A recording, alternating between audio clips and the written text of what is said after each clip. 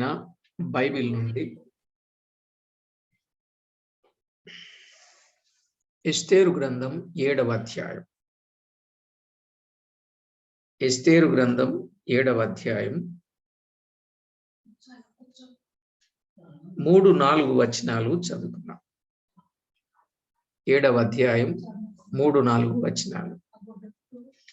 అప్పుడు రాణి అయిన ఎస్తేరు ఇలాగూ ప్రత్యుత్తరం ఇచ్చెను, రాజా, నీ దృష్టికి నేను దయ పొందిన దాననైన ఎడల రాజువైన తమకు సమ్మతి అయితే నా విజ్ఞాపనను బట్టి నా ప్రాణమును నా మనవిని బట్టి నా జనులను నాకు అనుగ్రహింపబడుదురు గాక. సంహరింపబడుటకును హతము చేయబడి నశించుటకును నేనును నా జనులను కూడా అమ్మబడిన వారం.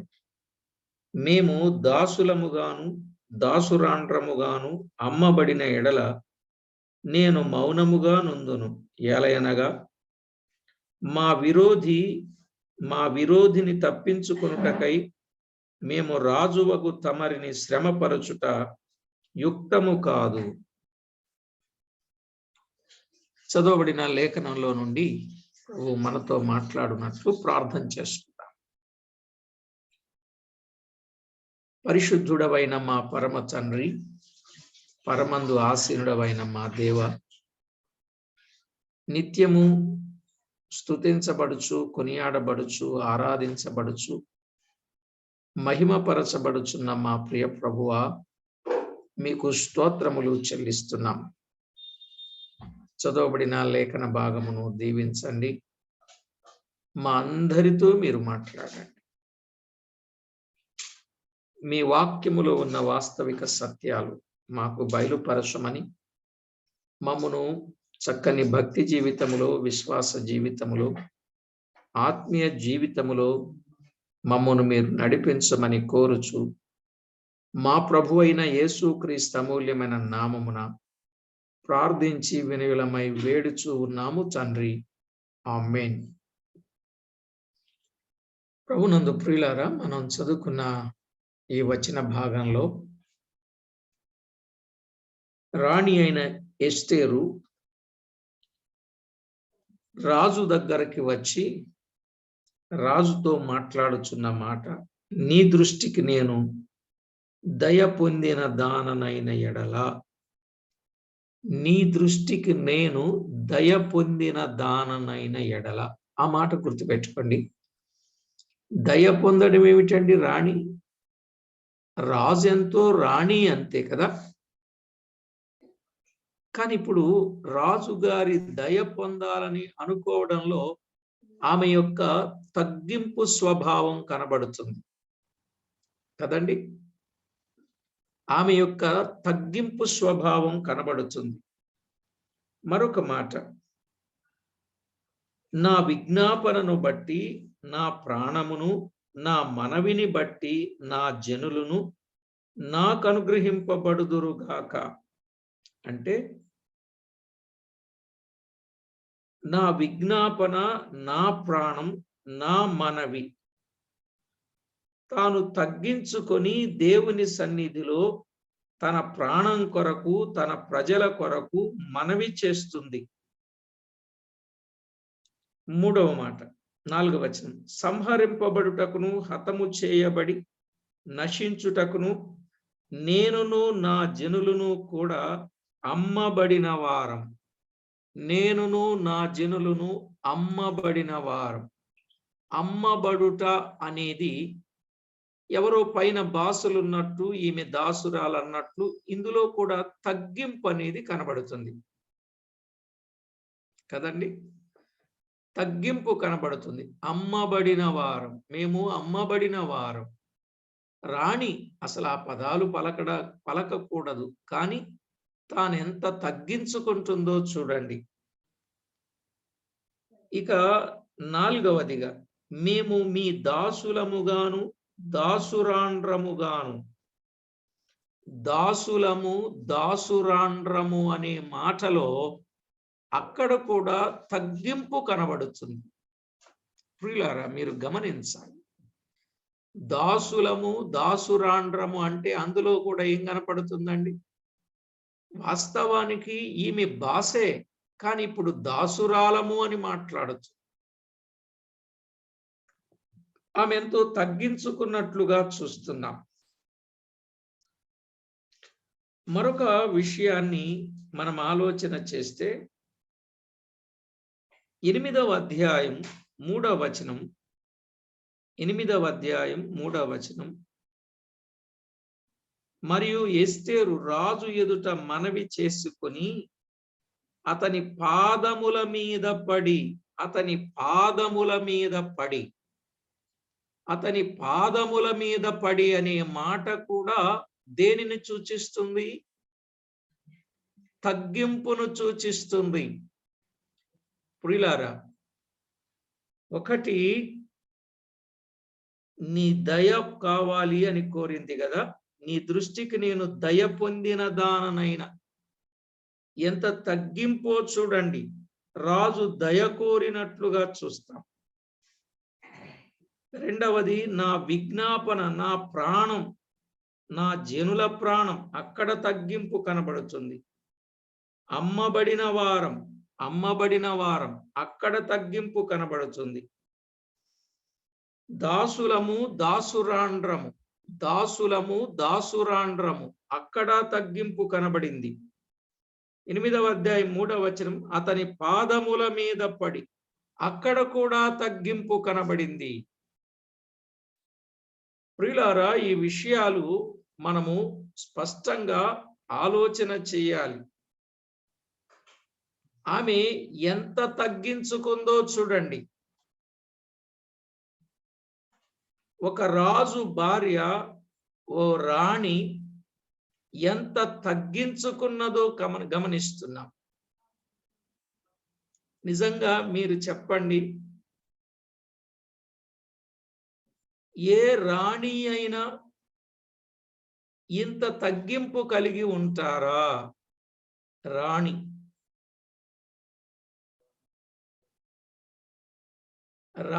ఇంత తగ్గింపు కలిగి ఉంటారా? నాకెందుకో ఈ మాట బాగా ఆలోచింపజేసింది నన్ను. ఆమె రాణి కదండి, ఇంత తగ్గించుకోవలసిన అవసరం ఆమెకి లేదు.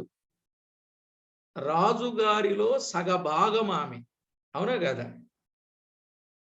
రాజుగారిలో సగభాగం అయినప్పుడు ఆమె అంత తగ్గించుకోవలసిన అవసరం ఏముంది? ఆమె ఏం చెప్తే అది జరుగుద్ది కదా రాజ్యంలో. ఇంకొకటి కూడా ఆలోచన వచ్చింది. తన భర్త పట్ల ఆమెకున్న గౌరవం కనబడుతుంది. ఆ తగ్గింపులో తన భర్త పట్ల తనకున్న గౌరవం కనబడుతుంది. ఆ భర్త పట్ల విధేయత కనబడుతుంది. ఆ భర్త పట్ల తనకున్న విశ్వాసం కనబడుతుంది. ఆ భర్త పట్ల తనకున్నటువంటి అభిమానం కనబడుతుంది.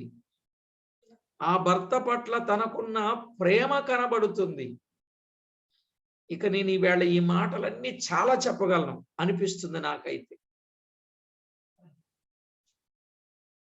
మీకు కూడా అలాగే అనిపిస్తా ఉంది కదా ఈ పదాలన్నీ మనము జ్ఞాపకం చేసుకున్నప్పుడు. ఈవేళ ఇంత లోబడే భార్యలున్నారా? ఇంత లోబడే రాణులున్నారా? ఇంత తగ్గించుకునే విశ్వాసులున్నారా? ఇంత తగ్గించుకునే పరిశుద్ధులున్నారా? ఇంత విధేయత చూపించే దేవుని పిల్లలున్నారా అని ఆలోచన చేస్తే మీరేం చెప్తారు చెప్పండి? ఉన్నారంటారా? Yes or no? ఉన్నారా? చెప్పండి, చేయి చూపించండి చాలు. ఉన్నారా? ఇంత తగ్గించుకునే వాళ్ళు ఉన్నారా అండి? లేరు. అంకులైతే మరి కొట్టేస్తున్నారు అంతే, ఇంకెవరు ఉండరు ఇక అంతే ప్రపంచంలో అన్నట్టు. నిజం. ఇంత తగ్గించుకున్నది గనుకనే జవాబు వెంటనే కలిగింది. ప్రియులారా, ఈనాడు కూడా విశ్వాసులైన మనం, దేవుని పిల్లలమైన మనం ఖచ్చితంగా తగ్గించుకొని విన్నవించుకుంటే తగ్గించుకొని విజ్ఞాపన చేస్తే, తగ్గించుకొని మొర్ర పెడితే, తగ్గించుకొని ప్రార్థిస్తే, తగ్గించుకొని బ్రతిమాలుకుంటే, తగ్గించుకొని పాదాల మీద పడితే ప్రభు చేయలేని కార్యం అంటూ ఏది ఉండదని మీకు ప్రభు పక్షంగా ప్రేమతో మనమిచ్చేస్తున్నాను. ఒకవేళ ఆ అన్యుడైన రాజు దేవుని పోలికలో కనబడుతున్నాడు. ఈ రాణి అయిన ఎస్తేరు సంఘం లేక విశ్వాసుల పోలికలో కనబడుతుంది. కనుక ప్రభు పిల్లలమైనటువంటి మనం ఏం చెయ్యాలి? దేవుని వాక్యంలో వ్రాయబడిన మాటలు చూడండి. దినవృత్తాంతముల 2వ గ్రంథం 7వ అధ్యాయం 14వ వచనం. దినవృత్తాంతముల 2వ గ్రంథం 7వ అధ్యాయం 14వ వచనంలో, నా పేరు పెట్టబడిన నా జనులు తమ్మును తాము తగ్గించుకొని ప్రార్థన చేసి అన్నాడు. చెప్పండి, ఆయన జనులు, ఆయన పేరు పెట్టబడిన జనులలో ఇప్పుడేముండాలి? తగ్గింపు అనేది ఉండాలి. ఆయన పేరు పెట్టబడిన జనులలో తగ్గింపు అనేది ఉందంటారా? ఎంతసేపు హెచ్చించుకోవడం, వరాలను బట్టి, తలాంతులను బట్టి, అందచందాలను బట్టి, భోగభాగ్యాలను బట్టి, సిరి సంపదలను బట్టి, వస్తువాహనాలను బట్టి, ఉద్యోగ ఘనతలను బట్టి, పేరు ప్రఖ్యాతలను బట్టి, జనబలం ధనబలాన్ని బట్టి ఈవేళ హెచ్చించుకునే వాళ్ళు ఉన్నారు కానీ తగ్గించుకునేవారు ఉన్నారా? ఆయన అన్నాడు, నా పేరు పెట్టబడిన నా జనులు తమ్మును తాము తగ్గించుకొని ప్రార్థన చేసి నన్ను వెదకి తమ చెడు మార్గములను విడిచి. ఇక్కడ చూడండి ఎన్ని పదాలు. తగ్గించుకోవాలి, ప్రార్థన చెయ్యాలి, వెదకాలి, చెడు మార్గములను విడవాలి. 4 ముక్కలు చూడండి ప్రియులారా. ఏం చెయ్యాలి? ఆయన పేరు పెట్టబడిన జనులు తమను తాము తగ్గించుకోవాలి. నెంబర్ 1 ప్రార్థన చెయ్యాలి. నెంబర్ 2 దేవుణ్ణి వెదకాలి. నెంబర్ 3 తమ చెడు మార్గములను విడిచిపెట్టాలి. అప్పుడు దేవుడు ఏం చేస్తాడు చూడండి. ఆకాశము నుండి నేను వారి ప్రార్థన వింటాను, వారి పాపమును క్షమిస్తాను, వారి దేశమును స్వస్థపరచదను. చూశారా అండి? ఇలా చేసినప్పుడు ప్రార్థన వింటాడు, పాపమును క్షమిస్తాడు, దేశమును స్వస్థపరుస్తాడు. దేశమంటే మట్టి కాదు, దేశమంటే మనమేనోయ్. మనకొచ్చిన వ్యాధి బాధలలో ప్రభు స్వస్థపరుస్తాడు. బాధ వచ్చినప్పుడు తగ్గించుకోవడం కాదండి, కష్టం వచ్చినప్పుడు తగ్గించుకోవడం కాదండి, అన్ని వేళలలోనూ తగ్గించుకోవాలి, అన్ని సమయాలలోనూ అన్ని స్థలాలలోనూ తగ్గించుకోవాలి. ఒకసారి అమెరికా ప్రెసిడెంట్ అబ్రహాం లింకన్ గారు చక్కని పరిపాలన చేస్తున్నారని ఆయనను చూడాలని బయలుదేరారు కొంతమంది. అయితే ప్రియులారా, అక్కడ అఫీషియల్స్ అందరూ కూడా అందరూ షూట్లోనే కనపడతారు, అందరూ షూట్స్ లోనే టైస్ లోనే కనపడతా ఉంటారు. ఎవరో ఏంటో గుర్తుపట్టడానికి వీలు లేకుండా, అయ్యా ఇప్పుడు ఇక్కడ ప్రేయర్ జరుగుతుంది, ఆ ప్రేయర్లో ఎవరైతే మోకాళ్ళుని ప్రార్థన చేస్తాడో ఆయనే అబ్రహాం లింకన్ అమెరికా ప్రెసిడెంట్ అన్నారు. చూసారా ఆయన గుర్తింపు ఎలా ఉందండి? ఆయన తగ్గించుకొని మోకరించి ప్రార్థించే అనుభవం కలిగిన వాడు. అక్కడ కొన్ని 100 మంది ఉంటే ఆ 100 మందిలో ఏ ఒక్కరు మోకరించలేదట, ఆయన మాత్రమే మోకరించి ప్రార్థన చేస్తూ ఉన్నాడు. ఆయన తగ్గింపు ప్రార్థన ఆయన అమెరికాకు ప్రెసిడెంట్ని చేసింది అని చెప్పారు. అందువల్లే ఇప్పుడు మనోళ్ళందరూ కూడా చక్కగా పరిపాలిస్తాను, రాజ్యాంగాన్ని ఏలుబడి చేస్తాను, తూచా తప్పకుండా విధి విధానాలు నెరవేరుస్తారని ప్రమాణం చేస్తూ ఉంటారే, అమెరికాలో బైబిల్ మీద ప్రమాణం చేస్తారు. ప్రెసిడెంట్ పదవికి బైబిల్ తీసుకొస్తారు, బైబిల్ మీద చేపెట్టి ప్రమాణం చేస్తారు. ప్రమాణ స్వీకారం అంటారు, చూశారు కదా. అదే కాబట్టి ప్రియులారా, కొన్ని విషయాలు మనం జ్ఞాపకం చేసుకోవాలి. ఎవరైతే తగ్గించుకుంటారో వారు హెచ్చించబడతారు, వారి పాపము క్షమించబడుద్ది, వారి దేశమును కూడా స్వస్థపరుస్తాను అన్నాడు. అంటే తగ్గించుకోవడంలో ఉన్నటువంటి ఆ గొప్ప విశేషత. ఇక్కడ ఎస్తేరు తగ్గించుకున్నది, తన వారందరినీ కాపాడుకున్నది. ఆయన రాణి అయినప్పటికీ తగ్గించుకుంది. ఈవేళ మనం ఏ స్థితిలో ఉన్నప్పటికీ తగ్గించుకోవాలి. కొన్నిసార్లు మన మాటలు కోటలు దాటుతూ ఉంటాయి. నేనెంత, నేనంత, నేనింత, నేనంత, నేనిది, నేనది, నా సంగతి అంటే ఏంటనుకున్నారు, నా సంపాదన అంటే ఏంటనుకున్నారు. ఏంటండి మానవుని జీవితం? ఈవేళ ఇంటిలో రేపు మంటిలో, ఇదే కదా మన బ్రతుకు. ఏ స్థితికి వెళ్ళినా హెచ్చిపోవద్దండి. ఎంత తగ్గించుకుంటే అంత ప్రయోజనం ఉందండి. అదే దినవృత్తాంతముల 2వ గ్రంథం 12వ అధ్యాయం 6వ వచనాన్ని కూడా చదువుకుందాం. దినవృత్తాంతముల 2వ గ్రంథం 12వ అధ్యాయం 6వ వచనం.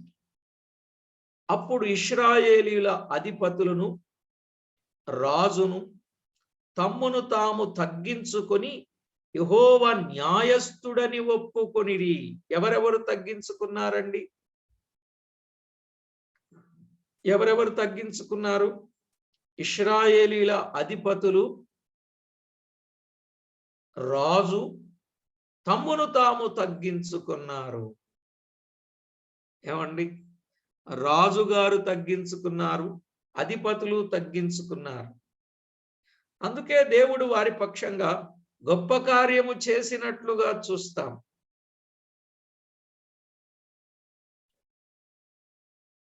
12:7 కూడా చదువుదాం. 7వ వచనం.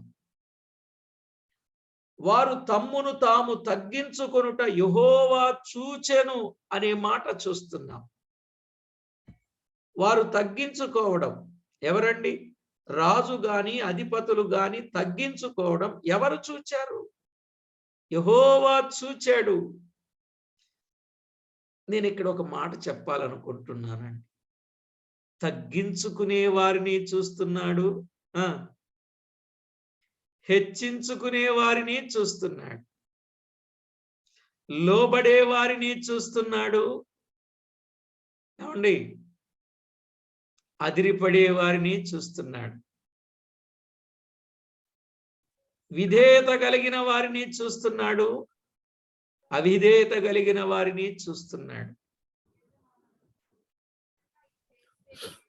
యెహోవా చూచెను, యెహోవా చూచెను, యెహోవా చూచెను. ఇంకా క్రిందికి చదివితే, యెహోవా వాక్కు షమయాకు ప్రత్యక్షమై ఇలాగు సెలవిచ్చెను.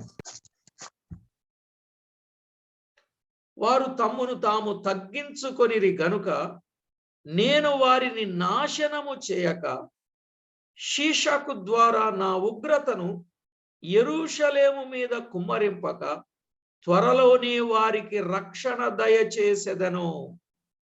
అసలు తగ్గించుకోవడంలో ఉన్న బెనిఫిట్స్ ఎన్నున్నాయో మీరు చెప్పండి. తగ్గించుకోవడంలో ఉన్నటువంటి ఆ లాభాలు ఇందాక 3 చూచాం. ప్రార్థన వింటాడు, పాపమును క్షమిస్తాడు, దేశమును స్వస్థపరుస్తాడు. ఇప్పుడు తగ్గించుకుంటే నాశనము చేయడు, రక్షణ దయచేస్తాడు. ఇవన్నీ ఉపయోగాలు రాసుకుంటే చాలా సహాయం అండి. 5 విషయాలు ఇప్పటికి చెప్పాను. తగ్గించుకున్న వారి ప్రార్థన వింటాడు, నెంబర్ 1. తగ్గించుకున్న వారి పాపమును క్షమిస్తాడు, నెంబర్ 2. తగ్గించుకున్న వారి దేశమును స్వస్థపరుస్తాడు, నెంబర్ 3. తగ్గించుకున్న వారిని నాశనము చేయడు, నెంబర్ 4. తగ్గించుకున్న వారికి రక్షణ దయచేస్తాడు. ఉగ్రతను యెరూషలేము మీద కుమ్మరింపక, ఉగ్రతను కుమ్మరించక రక్షణ దయచేస్తాడండి.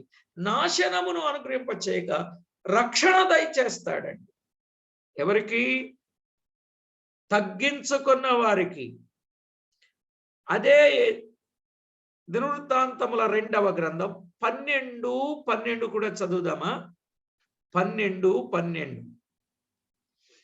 అతడు తన్ను తాను తగ్గించుకొనినందున యెహోవా అతని బొత్తిగా నిర్మూలము చేయక. తన్ను తాను తగ్గించుకొనినందున, ఇక సందర్భం అంతా చెప్తే సమయం సరిపోదు. తగ్గించుకున్నందున దేవుడు బొత్తిగా నిర్మూలము చేయక, తగ్గించుకున్న వారిని దేవుడు నిర్మూలము చేయడండి.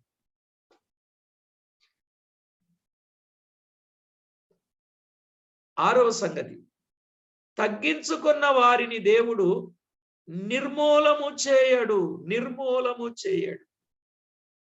7వ సంగతి కూడా అక్కడ మనము గమనిస్తే, యూదావారు కొంత మట్టుకు మంచితనమును అనుసరించుట చూచి తన కోపము అతని మీద నుండి త్రిప్పుకొనెను అని చూస్తున్నాం. కోపాన్ని తొలగించుకుంటాడు. తగ్గించుకుంటే కోపాన్ని తొలగించుకుంటాడు. చూడండి, ఏదైనా గొడవ వచ్చినప్పుడు కొడితే కొట్టు అని తగ్గించుకున్నారనుకోండి, చంపేయి, కొట్టేయి. అప్పుడప్పుడు చూస్తూ ఉంటాం భార్యలు భర్తల దగ్గర ఏదో చిన్న సమస్య వచ్చింది అనుకోండి, చంపేస్తావా? చంపేయి, నీ చేతిలో చచ్చిపోవడం నాకు చాలా సంతోషం, చంపేస్తావా? చంపేయి అంటే చెయ్యి లేచుందా చెప్పండి? ఏమండి, కొడతారిక? సగం చచ్చిపోతే ఇంకేం చంపుతారండి? అసలు మీకు అర్థమవుతుంది కదా ఈ మాట? నిజంగా అలాగన్నప్పుడు కొడతావరా? కొట్టు. ఫ్రెండ్స్ కూడా కొడతావరా? కొట్రా. ఏం కొడతారు చెప్పండి? అంత లోబడిపోయి తగ్గించుకొని ఇంకేం కొడతారు? ఇలాగునా ఆ రోజు తగ్గించుకున్న వారి విషయములో దేవుని కోపం జనుల మీదకి రాలేదు అని వ్రాయబడింది. అదే దినవృత్తాంతముల 2వ గ్రంథం 32వ అధ్యాయం 26 కూడా. ఏమండి, మీరందరూ వీడియోస్ ఓపెన్ చేసుకుంటే మంచిది కదా. మీరు నిద్రపోతున్నారు, వాక్యం వింటున్నారు, నాకేం అర్థం కావటం లేదు. వీలు కలిగిన ప్రతి ఒక్కరూ వీడియోస్ ఓపెన్ చేసుకోండి. చక్కగా మిమ్మల్ని చూస్తూ వాక్యం చెప్పాలని అనుకుంటున్నాను నేను. ఉన్నారు కదా స్క్రీన్ వెనకాల? ఓకే, ముందుకు రండి. Thank you. వినండి, 32:26లో, అంటే లేట్ నైట్ కాబట్టి మీరు ఎక్కువ మంది కనబడకపోతే నాకు నిద్ర వస్తుంది. అది రైట్. వినండి దేవుని వాక్కు. హిజ్కియా హృదయ గర్వము విడిచి తానును యెరూషలేము కాపురస్తులను తమ్మును తాము తగ్గించుకొనిరి గనుక హిజ్కియా దినములలో యెహోవా కోపము జనుల మీదికి రాలేదు. దేవునికి స్తోత్రం. ఎంత మంచి మాట అండి. హిజ్కియా హృదయ గర్వాన్ని విడిచిపెట్టేశాడు. ఎప్పుడైతే గర్వాన్ని విడిచిపెట్టాడో, యెరూషలేము కాపురస్తులు తమ్మును తాము తగ్గించుకున్నారో, యెహోవా కోపం జనుల మీదికి రాలేదండి. యెహోవా కోపం జనుల మీదికి రాలేదండి ప్రియులారా. ఎందుకు రాలేదు? దేవుని వాక్యంలో వ్రాయబడినటువంటి మాటను తేటగా గమనిస్తే, తమను తాము తగ్గించుకున్నారండి. నా మనసులో ఎస్తేరు యొక్క తగ్గింపు నా మనసులో ఉంది. దానిని బట్టి ఈ విషయాలన్నీ ఆలోచన చేస్తున్నప్పుడు నిజంగా తగ్గించుకుంటే ఎంత గొప్ప ప్రతిఫలం ఉందో చూడండి. అందుకే ప్రియులారా, ఏమున్నా కూడా లేనట్టుగానే ఉండాలి, తగ్గించుకునే ఉండాలి.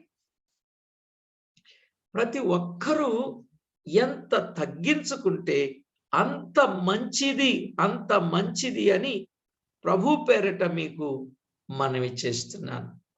ఓ 7-8 విషయాలు ఇక్కడే మనం విన్నాం. చూడండి, అదే దినవృత్తాంతముల గ్రంథం 34వ అధ్యాయం 27వ వచనాన్ని కూడా చదువుతున్నాం. 34:27. 34:27లో నీ మనసు మెత్తనిదై ఈ స్థలము మీదను దాని కాపురస్తుల మీదను దేవుడు పలికిన మాటలను నీవు వినినప్పుడు నా సన్నిధిని నిన్ను నీవు తగ్గించుకొని, చూడండి, నా సన్నిధిని అంటే దేవుని యొక్క సన్నిధిని నిన్ను నీవు తగ్గించుకొని నీ వస్త్రములు చింపుకొని నా సన్నిధిని కన్నీరు విడిచితివి గనుక నీ మనవిని నేను ఆలకించి తిని. దేవుని సన్నిధిని తగ్గించుకున్న వారి మనవి ఆలకించాడు. ప్రార్థనకు జవాబు దయచేశాడు.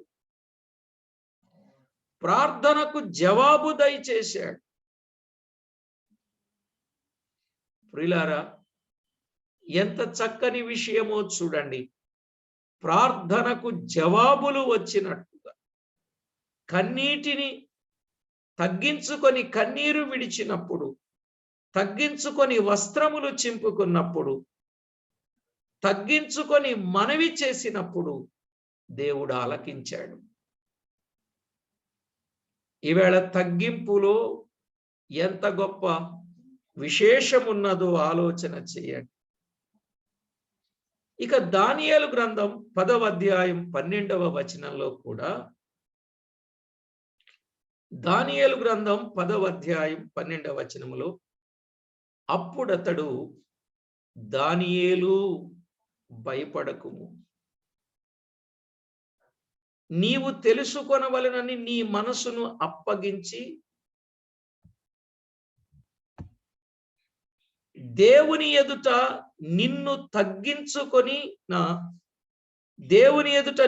తగ్గించుకొనిన ఆ మొదటి దినము మొదలుకొని నీవు చెప్పిన మాటలు వినబడినవి గనుక నీ మాటలను బట్టి నేను వచ్చి తిని.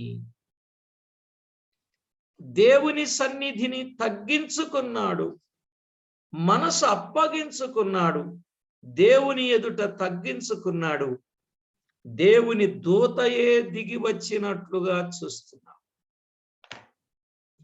దానియేలు తగ్గింపులో దేవుని దూత దిగి వచ్చినట్లుగా చూస్తాం. ఇక్కడ చెప్పబడిన ఆ దేవుని దూత ప్రభువైన యేసుక్రీస్తే అని పండితులు చెబుతూ ఉంటారు. ప్రియులారా, దేవుని వాక్యములో మనము గమనించినట్లయితే దేవుని దూతయే దిగి వచ్చినట్టు, తగ్గించుకున్న వారి విషయములో దేవుడే దిగి వస్తాడు అని. ఈనాడు మనము ఎన్నో విషయాలు, 8-9 విషయాలు మనం నేర్చుకున్నది. ప్రియులారా, తేటగా గమనించండి. మనము ఎంత తగ్గించుకుంటామో ఆ తగ్గింపును బట్టి దేవుడు న్యాయము తీరుస్తాడు. 10వ సంగతి కూడా ఒక్క మాట మనం చదువుకుందాం. 10వ సంగతి,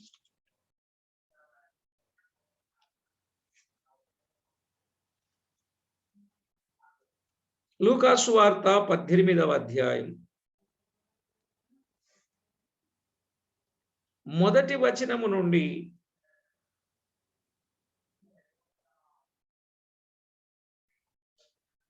వారు విసుగక నిత్యము ప్రార్థన చేయుచుండవలననుటకు ఆయన వారితో ఈ ఉపమానము చెప్పారు. దేవునికి భయపడకయు మనుషులను లక్ష్య పెట్టకయు నుండు ఒక న్యాయాధిపతి ఒక పట్టణములో ఉండెను. ఆ పట్టణములో ఒక విధవరాలు ఉండెను. ఆమె అతని యొద్ద తరచుగా వచ్చి నా ప్రతివాదికిని నాకును న్యాయము తీర్చుమని అడుగుచూ వచ్చెను గాని అతడు కొంతకాలము ఒప్పకపోయెను. తరువాత అతడు నేను దేవునికి భయపడకయు మనుషులను లక్ష్య పెట్టకయు ఉండినను ఈ విధవరాలు నన్ను తొందర పెట్టుచున్నది గనుక ఆమె మాటి మాటికి వచ్చి గోజాడకుండునట్లు ఆమెకు న్యాయము తీర్తునని తనలో తాను అనుకొనెను. అవతల వ్యక్తికి విసుగొస్తున్నా మాటి మాటికి వెళ్ళడంలో ఉన్న ఉద్దేశం తగ్గించుకొనుట. మాటి మాటికి వెళ్ళటం తగ్గించుకొనుట. ఇంకా అర్థం కావడానికి ఇదే అధ్యాయం 18వ వచనంలో ఇద్దరు వ్యక్తులు కనబడుతున్నారు. ఒకడు పరిసయ్యుడు 11వ వచనంలో, రెండు సుంకరి 13వ వచనంలో. 14వ వచనంలో తన్ను తాను హెచ్చించుకొనువాడు తగ్గింపబడుననియు తన్ను తాను తగ్గించుకొనువాడు హెచ్చింపబడుననియు చెప్పెను. తగ్గించుకొని ప్రార్థించాడెవరు? సుంకరి. ఆకాశం వైపు కన్నులెత్తుటకైనను నాకు ధైర్యము చాలు అని రొమ్ము కొట్టుకొనుచు గుండెలు బాదుకొనుచు దేవా పాపినైన నన్ను కరుణించుమని కోరుతా ఉండగా దేవుడు అతని విషయములో ఎంతో న్యాయము చేసినట్లుగా మనము చూస్తున్నాం. ప్రియులారా, జీవము గల దేవుని వాక్యంలో వ్రాయబడిన ఆ మాట మనము ఆలోచన చేసినప్పుడు ఎవరైతే తగ్గించుకుంటారో అట్టి వారి తగ్గింపును దేవుడు వింటాడు, వారికి ప్రతిఫలము ఇస్తాడు. తగ్గించుకున్న వారిని దేవుడు చూస్తాడు. తగ్గించుకున్న వారిని దేవుడు చూస్తాడు. 2 దినవృత్తాంతం 2వ గ్రంథం 12:7లో కదా మనం చదువుకున్నాం. వారు తమ్మును తాము తగ్గించుకొనుట యెహోవా చూచెను,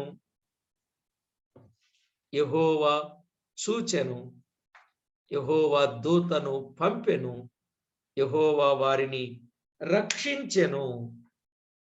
ఈ పదాలన్నీ మనం వింటున్నప్పుడు ప్రియులారా, మనము ఎంత తగ్గించుకుంటే అంత మంచిది.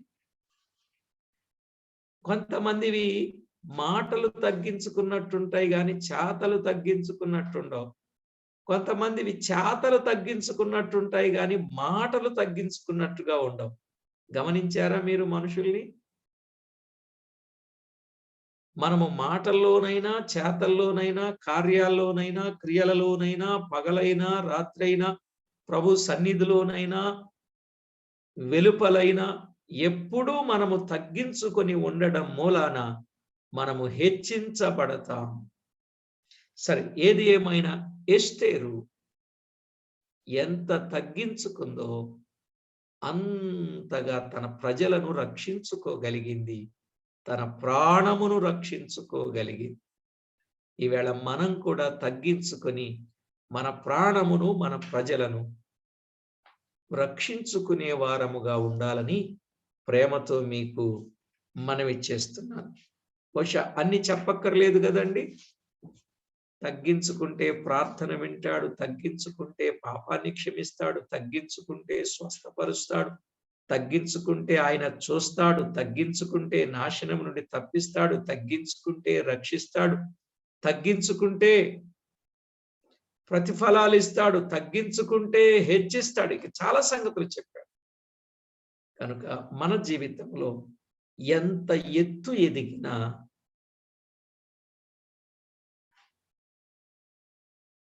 తగ్గించుకోవడానికే మనము చూడాలి. ఎంత తగ్గించుకుంటే దేవుడు మనలను అంతగా హెచ్చిస్తాడు. అలాగున తగ్గించుకొని ప్రార్థించేవారుగా ఉండాలని ఎస్తేరు మనకు చక్కని పాఠం నేర్పుతూ ఉండగా మనమందరము తగ్గించుకొని గొప్ప దీవెనలు పొందుదాం. ప్రార్థన చేసుకుందాం. ప్రార్థనలో కూడా తగ్గించుకోవాలి. ఎక్కడ ప్రార్థన చేసినా సాధ్యమైనంత వరకు మందిరంలో ఉన్నప్పుడు మోకరించడం అది తగ్గింపుకు సూచన. మందిరాల్లో వెళ్ళినప్పుడు మోకరించి ప్రార్థన చేయడం ఇవన్నీ ఎంతో గొప్ప అద్భుతమైనటువంటి విషయాలు. అలాగున మనము తగ్గించుకొని ప్రార్థన చేసి దైవ దీవెన పొందుదాం. ప్రార్థన చేసుకుందాం. మహాగణుడా, మహోన్నతుడా, మీకు స్తోత్రములు. మా ముందుకు ఎస్తేరును పటంగా పాఠంగా తీసుకొని వచ్చి ఆమె ఎంత తగ్గించుకున్నదో, దయ కావాలని కోరడంలో తగ్గింపు, దాసురాలను అనడంలో తగ్గింపు, అమ్మబడిన వారం అనడంలో తగ్గింపు, పాదముల మీద పడడంలో తగ్గింపు, ఇవన్నీ మేము చూస్తున్నప్పుడు మా ప్రభువా, ఆమె తగ్గింపే తన ప్రాణమును, తన ప్రజల ప్రాణమును కాపాడగలిగినది. ఈనాడు మేము కూడా అలా తగ్గించుకొని మా ప్రాణమును, ఇతరుల ప్రాణములను కాపాడేవారుగా మేము ఉండడానికి మమ్మను సిద్ధపరచమని ఈ కూడికలో ఉన్న ప్రతి ఒక్కొక్కరు ఎంతో తగ్గించుకొనిన వారు, మాటలలో, కార్యాలలో, చర్యలలో, క్రియలలో అన్నింటిలో కూడా తగ్గించుకున్న వారై, లోబడిన వారై మీకు మహిమకరంగా జీవించడానికి కృప చూపండి.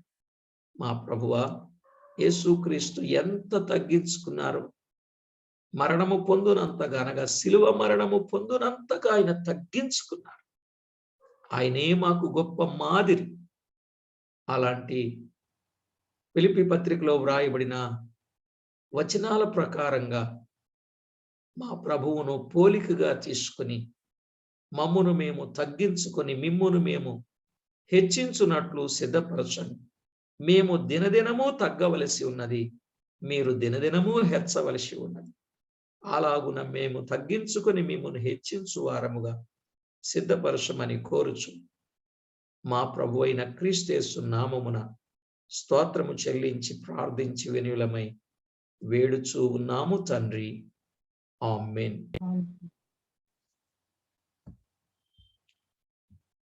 ఆమేన్.